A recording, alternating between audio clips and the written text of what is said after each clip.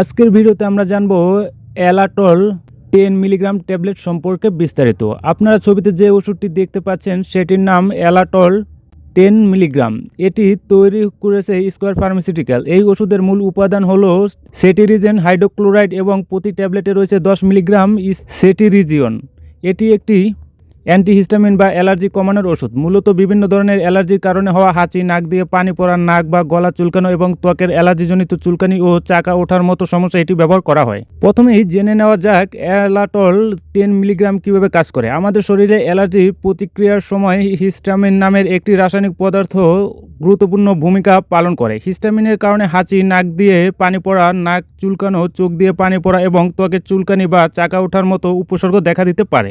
Cetirizine শরীরে হিস্টামিনের নির্দিষ্ট receptor বা গ্রহণস্থানে কাজ করে অ্যালার্জির এই উপসর্গ কমাতে সাহায্য করে।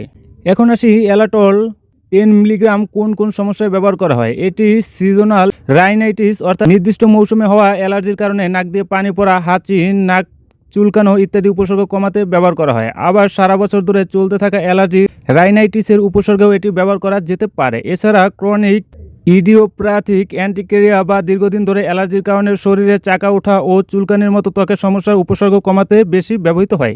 এবার আসি এলাটল 10 মিলিগ্রামের সাধারণ ডোজের বিষয়ে। প্রাপ্তবয়স্ক 12 বছর বা তার বেশি বয়সী শিশুদের ক্ষেত্রে সাধারণত সেটিরিজিয়নের 10 মিলিগ্রাম দিনে একবার ব্যবহার করা হয়, তবে কারো কিডনি কার্যকারিতা কম থাকলে ডোজ পরিবর্তন প্রয়োজন হতে পারে। ছোট শিশুদের ক্ষেত্রে 10 মিলিগ্রাম ট্যাবলেট নিজের ইচ্ছায় দেওয়া উচিত নয়। শিশুর বয়স ও অবস্থার উপর ভিত্তি করে চিকিৎসক উপযুক্ত মাত্রা নির্ধারণ করবেন।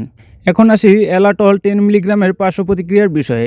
স্টেরিজিন তুলনামূলকভাবে কম ঘুমভাব সৃষ্টি করে এমন অ্যান্টিহিস্টামিন হিসেবে পরিচিত হলেও কিছু মানুষের ঘুম ভাব বা তন্দ্র হতে পারে। এছাড়া মাথা ব্যথা, মুখ শুকিয়ে যাওয়া, ক্লান্তি বা মাথা ঘোরার মতো সমস্যা কিছু মানুষের হতে পারে।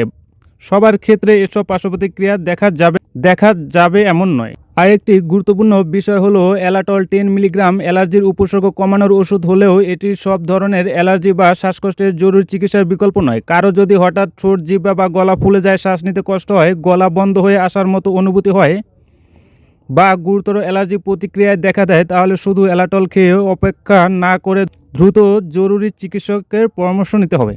এবার আসি এলাটল 10 মিলিগ্রাম বর্তমান দাম সম্পর্কে। বর্তমানে পাওয়া তালিকাভুক্ত তথ্য অনুযায়ী প্রতি ট্যাবলেটের দাম 3 টাকা 1 পয়সা, অর্থাৎ 10টি ট্যাবলেটের একটি স্ট্রিপের তালিকাভুক্ত দাম 30 টাকা 10 পয়সা, আর 15টি স্ট্রিপের মোট 150 ট্যাবলেটের প্যাকেটের তালিকাভুক্ত দাম 451 টাকা 50 পয়সা। ফার্মেসি বা বিক্রেতা ভেদে প্রকৃত বিক্রয় মূল্য সামান্য পার্থক্য থাকতে পারে।